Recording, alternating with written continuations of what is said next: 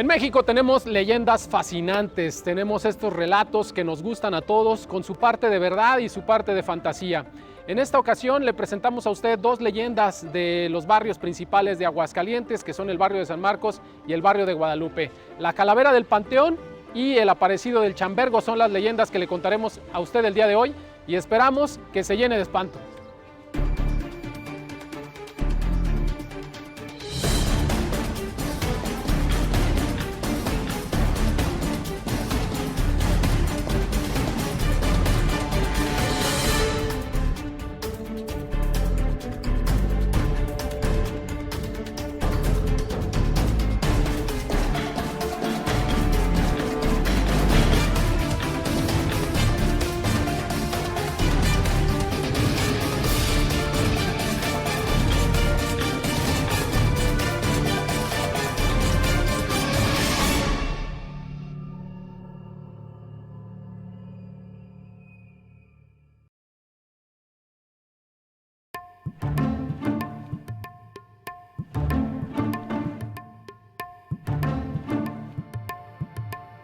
Las leyendas siempre son relatos fantásticos que nos encantan, que nos gustan mucho y que pues en su mayoría están complementados por ficción. Claro, siempre la gente los aumenta algo, pero como todas las leyendas son sabrosas, tienen sus ratos amargos, sus ratos tristes, sus ratos alegres, y todas las leyendas así se van formando a través del tiempo por medio de la palabra de la gente. En este caso le presentamos esta leyenda del Aparecido del Chambergo, que inicia en el barrio de San Marcos, un barrio muy tradicional en Aguascalientes, muy antiguo, que se conoció al principio como el pueblo de indios y fue fundado como tal, en el que, bueno, pues para el contexto de esta historia, valga decir que ya estaba la balaustrada del Jardín de San Marcos. Esta leyenda se desarrolla en 1860. En ese tiempo ya estaba el Jardín de San Marcos, como comentas, la balaustrada sobre todo. Esta balaustrada que fue instalada en 1847. Esta calle de Eve, que se llamaba en aquel tiempo Eve, que era la Manuel de Ponce, estaba tomando forma. Había unas casas aquí de gente de dinero, de gente poderosa, intercalada con huertas. En aquel tiempo todavía había mucha huerta en la ciudad. Entonces era una calle todavía poblada por una gran cantidad de huertas. En este contexto se dice que en esta calle de Eve vivían don Margarito y don Néstor López, que eran unos ricos muy conocidos aquí en el barrio de San Marcos. Tenían muchas propiedades, entre ellos una gran cantidad de huertas que iban desde aquí, de la parte de atrás del templo de San Marcos, hasta el río de los Pirules. Así es, la casa de ellos se cuenta que era de las más bonitas. Tenía fachada de cantera con unos patios muy amplios, varias estancias en el interior. Era de las más bonitas del barrio.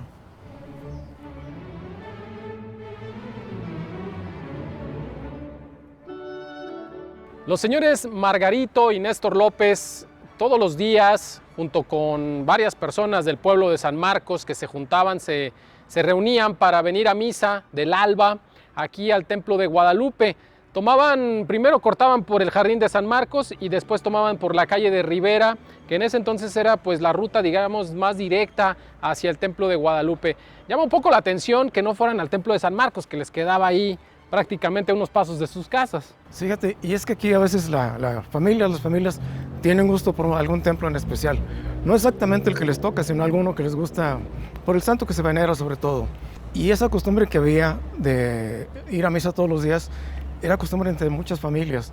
Juntaban familiares, amigos del barrio, venían a misa y se regresaban a la casa de alguno de ellos a desayunar. Y era la costumbre venir a la misa de alba, era una costumbre de esos tiempos, cuando todavía incluso ni siquiera amanecía, todavía estaba oscuro. Era la primera misa del día, la del alba. Bueno, pues esa era la costumbre, se venían a misa del alba muy temprano y junto con todos sus vecinos, don Margarito y Néstor les invitaban un desayuno en su casa para que se sintieran muy confortados, platicaban un poquito de lo del día anterior y posteriormente se iban a sus labores. Esa era la cotidianidad. Seguía la convivencia después de misa.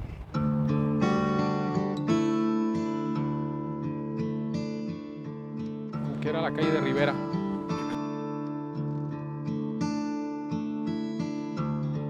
Así transcurría el tiempo y la costumbre de ir a misa pues nunca se terminaba, hasta que un día sucede algo bastante inusual. Venían caminando por la calle de Rivera como era normal, como era la calle que agarraban ellos para ir al templo de Guadalupe, y venían vacilando, venía el señor Margarito y su hermano Néstor con la familia de los Lucas, vacilando, porque recordemos que venían en peregrinación a la misa del alba. Mientras que, bueno, pues la esposa de don Néstor mostraba cierta preocupación. Sí, venían como todos los días, venían directo a misa y como comentas, la esposa de don Néstor, que era la más preocupada de todo aquel grupo alegre, venía preocupada por su hija Lupita, que estaba muy enferma. El doctor había dicho que no tenía remedio. Entonces ella venía con la intención también, aparte de estar en la ceremonia religiosa, con el fin de pedir por la salud de su hija Lupita. Así venían con esa disposición todos, mientras que sucede algo que los dejó perplejos, los deja bastante asustados, paralizados, que es que justamente en una esquina de la calle Rivera, que yo pues me atrevo a ponerla aquí, esta parte de la leyenda, en esta esquina que vemos, que donde como que se corta la calle, se aparece de pronto ante ellos un hombre alto, muy imponente, con un gran chambergo, que es un sombrero. Un sombrero de alas muy anchas. De ala muy ancha, que dice la leyenda, de ala monstruosa. Pero lo que llama más la atención es la mirada de este hombre, que es una mirada negra, de ojos muy negros más bien, muy penetrante, muy serio. Una mirada siniestra. Una mirada siniestra, no dice nada, solo se les queda ahí mirando, mientras que pues las personas pues, se llenan de espanto y lo único que hacen es pues caminan ahí rodeándolo y pues se les ponen los pelos de punta. Pierden la palabra, no pueden hablar, no pueden pronunciar una sola palabra después de ese momento. Llegan al templo y sin hablar, escuchan la ceremonia religiosa sin decir una sola palabra. Y más porque este hombre, segundos después de que se les manifiesta, se desaparece. Y es por eso que llegan a misa todos espantados.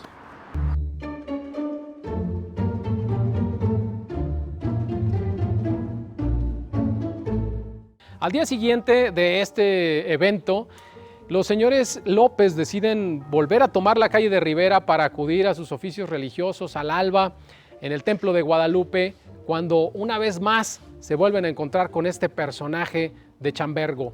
Ya sería la segunda vez que lo ven, la segunda impresión que se llevan, otra vez se les ponen los cabellos de punta y a partir de ese día se les empieza a hacer recurrente la aparición. Pero fíjate que antes de esto también hubo mucho miedo entre la gente. Hubo algunos que ya no fueron a misa. Dejaron de ir a misa sobre todo los amigos de los López, aquellos familiares que siempre se juntaban todos los días. A los desayunos. A los desayunos, y aquí, bueno, los desayunos eran después de la misa, pero ellos se retiraron.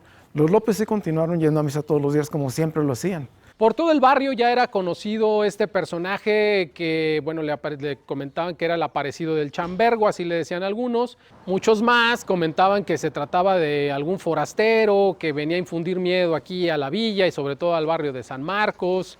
Otros que, pues, cada quien tenía su teoría, que era un borrachillo ahí, que andaba ahí, un loquillo. Sí, empezaron a circular varias versiones. Algunos decían que sí era un fantasma, otros, como comentas, que era una persona que andaba por aquí caminando, otros que era un forastero, y los niños le empezaron a llamar el aparecido de la vereda. Pero algunos ya empezaron a tomar cada quien su partido por el fantasma. Lo que sí es que ya en este momento de la historia pues ya se empezaba a hablar del aparecido, cosa que no se hacía en los primeros días porque pues tenían mucho miedo incluso hasta de nombrarlo. Imagínese usted la impresión que se llevarían esas personas, que hasta pues el miedo de nombrarlo, ¿no? De que sea como un secreto ahí entre los pobladores. Pero bueno, finalmente ya se empieza a hablar de él y es como lo van describiendo, pero finalmente sigue siendo un misterio este fantasma.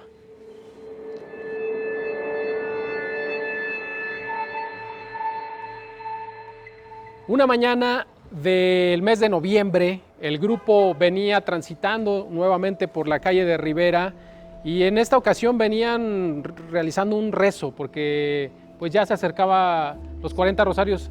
Sí, son 46 rosarios para de la Virgen de Guadalupe. Entonces estaba acercando el Día de la Virgen y venían rezando el rosario como todos los días hasta completar los 46 rosarios. Venían rezando cuando justamente en ese momento nuevamente se les aparece este hombre con ese chambergo y esos ojos negros oscuros como capulines que se dice y los increpa, les habla en esta ocasión, hay un contacto, les dice, se refiere a Néstor, le dice, tú Néstor tienes una hija, tienes una pequeña que está enfermita, llévame con ella porque yo te la curaré, es lo que le dice, ¿verdad? Una voz muy tétrica, palabras más, palabras menos, lo ensayé, pero no me salió al final. Pero eso es lo que le dice este hombre de Chambergo a Néstor directamente, y en ese momento todo mundo huye despavorido. Después de ver cómo desaparece este espectro ahí en el camino, en la calle Rivera. La calle Rivera, pues todos se vienen hacia el templo de Guadalupe como pueden, escuchan la misa con amplia devoción, especialmente ese día, porque les caía como anillo al dedo una especie de exorcismo ahí que les quitara esas malas vibras para que no encontraran más a ese hombre. Sin embargo, bueno, pues ya al final, aún con todo, se acercan al sacerdote, le piden su consejo, le preguntan, bueno, padre, ¿qué podemos hacer para que no se nos manifieste? E incluso le proponen que si pueden regar agua bendita. Agua bendita en toda la calle donde se aparece, que es la calle Rivera, ¿no? Oiga, padre, ¿podemos poner agua bendita en la calle? ¿Hablamos a la policía o qué hacemos, padre? El padre lo que aconseja es decirles, accedan a lo que les pide. Pues a ver, serénense. Sí, accedan a lo que les pide. En la vida pasan cosas inexplicables. ¿Cómo, padre? ¿Cómo le vamos a pedir eso? Sí, esta es una de esas cosas que no se pueden explicar. El padre les contesta algo que no querían escuchar, sin embargo, finalmente, pues se llevan a su casa la tarea de pensar en si le hacen frente o no a este fantasma y pues finalmente toman la decisión.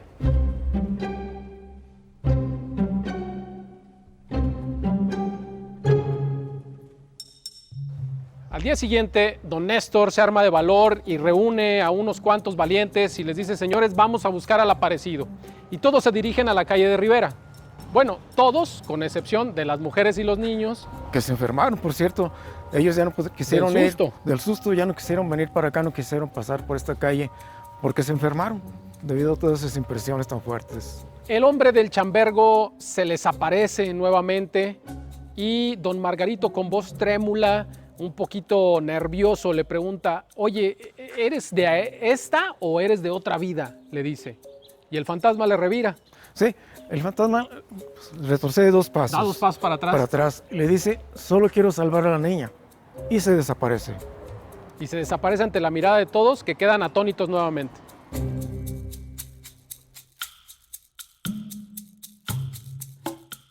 Los hombres se retiran hacia su casa, la casa de don Néstor, en donde se encuentran con una sorpresa.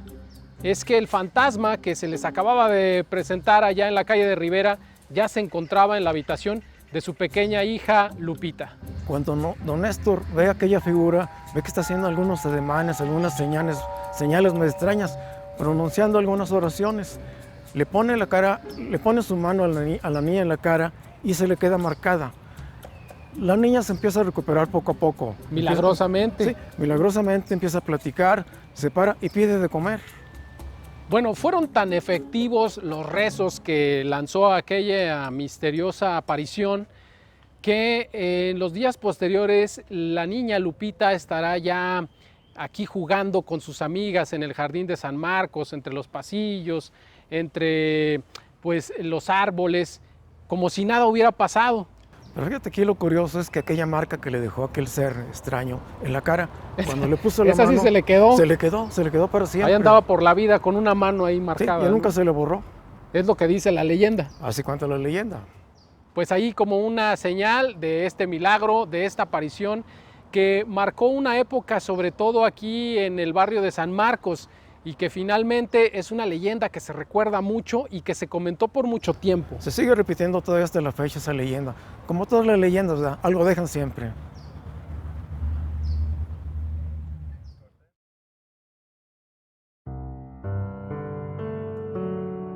Las leyendas de aparecidos no solamente se dan en las calles, también a veces las leyendas buscan locaciones que se vuelvan más interesantes, más tétricas y más escalofriantes.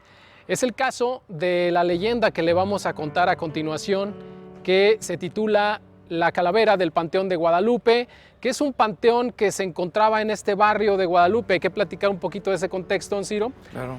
Para ubicar, sobre todo usted, ubicarlo aquí en el actual barrio de Guadalupe, en donde se ubicaba ese panteón que ya no existe. Y es que un panteón es un lugar muy adecuado para que surjan las leyendas. Ciertamente puede ser una leyenda de cualquier parte, ¿no? De las calles, de las casas abandonadas, de los templos, pero los panteones como que son lugares especiales. Son lugares especiales para que haya aparecidos, fantasmas. Con vibras raras, ¿no? Sí, algo tienen los panteones, ¿verdad? paseamos por ahí, aunque sea de día, pero algo tienen los panteones que nos asusta a veces.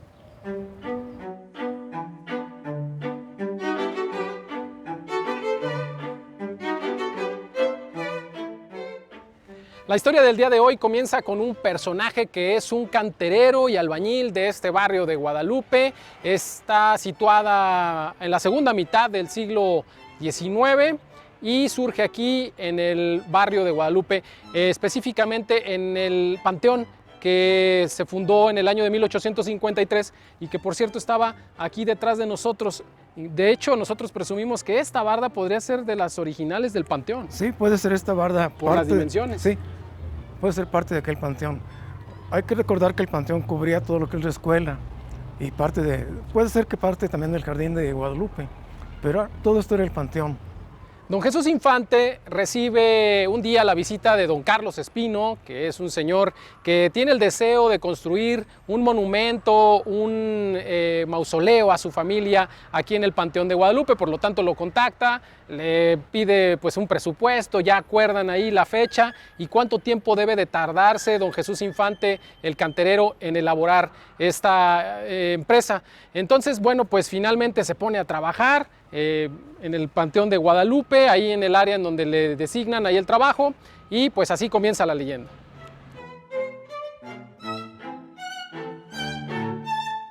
Don Jesús Infante inicia sus trabajos, como comentábamos, en el Panteón de Guadalupe, que por cierto nosotros presumimos que podría llegar este panteón hasta donde termina la escuela Manuel Pérez Treviño, que es la escuela que tenemos aquí atrás, y que incluso invadía un poquito parte de lo que es el jardín. En este sentido ya pues don Jesús Infante se pone a trabajar, pasan los días, no termina, se le va complicando el trabajo, es más de lo que él ya proyectaba y había algo que también a él lo presionaba, que era este sentido de la responsabilidad, de no quedar mal y pues eso es lo que lo obliga el último día de trabajo a permanecer hasta tarde aquí en el Panteón de Guadalupe. Seguramente don Jesús Infante era un buen canterero, ¿no? Por eso le encargaron este trabajo de hacer un monumento para una tumba. Esos días que no pudo cumplir, uno de esos días que no pudo cumplir con la fecha pactada, va a uno de los pasillos a buscar cuñas para continuar su trabajo. Cuando regresa con las cuñas, aquí pasa algo muy importante para la leyenda que estamos contando. Y bueno, pues a falta de un panteón, porque el Panteón de Guadalupe obviamente ya no existe, pues hemos decidido seguir contando esta historia en el jardín. Don Jesús Infante se dirige a la parte trasera del panteón en donde recoge unas cuñas, pero al levantarse empieza a escuchar unos sonidos como de chasquidos, como de rechinar de dientes, que lo ponen en alerta porque pues ya era tarde y se encontraba solo en el panteón. Él pensaba en su mente, bueno, pues ¿de qué se trata? ¿Quién anda por aquí? Voltea justamente hacia atrás y se encuentra con un esqueleto fétido ahí que lo miraba fijamente parado frente a frente de él y es de imaginarse el susto que se metió. Se queda paralizado y en ese momento el esqueleto le dice unas palabras que pues él va a sorprenderse aún más. Y es que el esqueleto hacía un ruido muy especial, una especie de clap clap con las mandíbulas. Como si fuera matraca. Sí, y a pesar del susto don Jesús voltea a verlo y el esqueleto le da una orden. Le pide que vaya a ver a su abuelo. Le dice que en la alacena, abajo de la alacena en la cocina, como a vara y media, hay 12,000 pesos solos enterrados. Oro de aquel tiempo. De oro, de oro. Aquel tiempo. De esos 12,000 pesos, se le va a dar 100 pesos a él para que le dé 50 pesos al padre y le dedique a unas misas. 3 misas le dedique para que su alma pueda descansar en paz. Después de aquellos 50 años que tiene sufriendo, aquella alma en pena. Don Jesús, como puede, sale corriendo del Panteón de Guadalupe, no se le ve ni el polvo al salir, va súper rápido corriendo porque, bueno, pues obviamente un susto de esta naturaleza, pues obviamente que llegó pálido a su casa, lo ve su mujer y es quien le aconseja, bueno, pues ni modo, hay que terminar el trabajo en el Panteón de Guadalupe, así que lánzate por el compadre para que te acompañe mañana. Y eso es precisamente lo que va a hacer don Jesús. Al día siguiente, Jesús Infante regresa con un amigo que le va a ayudar a terminar los trabajos ahí en el Panteón de Guadalupe. Pues el día transcurre sin novedad, aunque los dos trabajadores están muy ariscos, ¿no? Transcurre el día ahí como que están volteando a ver si no sale el esqueleto la ese. calaverita aquella. Sí terminan el trabajo en ese momento, pero don Jesús se pone enferma gravemente. A partir de ese día se pone muy enfermo. Se pone muy enfermo, no se puede parar, está todo tembloroso y decide cumplir con su manda. Decide finalmente sacar el dinero porque el esqueleto le había advertido que iba a caer muy enfermo si no cumplía su petición. Entonces él dice, caray, pues sí me estoy empezando a sentir enfermo, mejor vamos haciéndole caso al esqueleto, ese pues repugnante que vi ahí en el panteón, y vamos a curarnos mejor, ¿no? Entonces va, decide y busca a sus parientes para que le digan en dónde está el dinero de la alacena.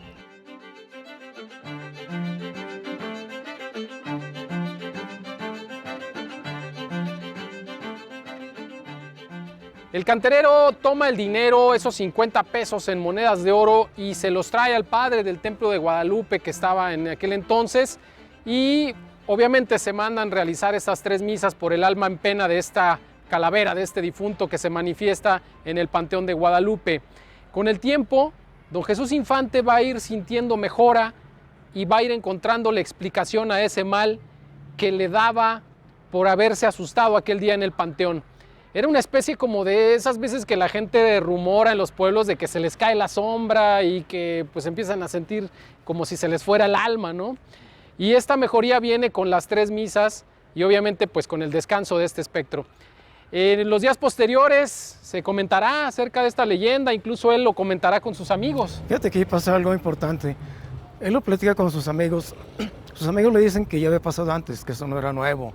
Le dicen, mira, ya le pasó a fulano. Creo que era Joaquín Espino el que le ha pasado eso antes. Pero Joaquín Espino no cumplió con la manda que le había pedido la calavera. No hizo caso, se enfermó y nunca se alivió.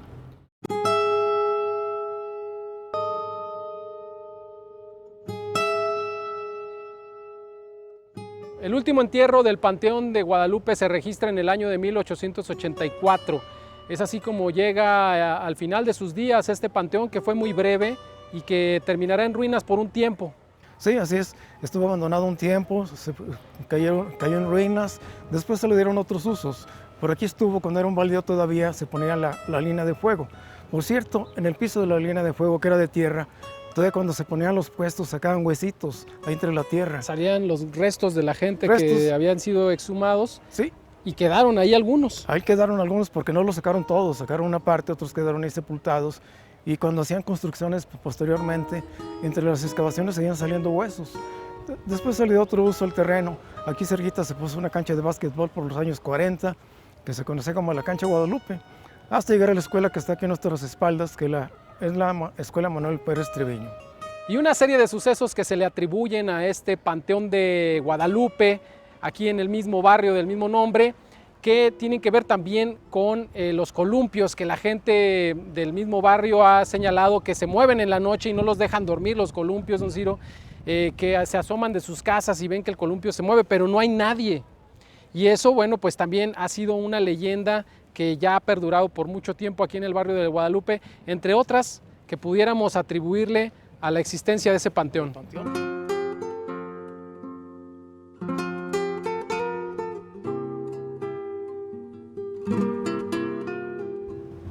Mucha gente aquí del barrio sabe que aquí hubo un panteón, aquí donde está la escuela. Entonces, este tipo de manifestaciones que se ven imágenes, los juegos que se mueven solos, algunas figuras que salen por la noche. Y quién sabe cuántas cosas más que pasen aquí. Claro, y todo se lo atribuyen al Panteón de Guadalupe y a los huesos que siguen por ahí sepultados, que nunca fueron a un lugar sagrado, siguen por aquí sepultados. Y es así como termina esta leyenda en el barrio de Guadalupe.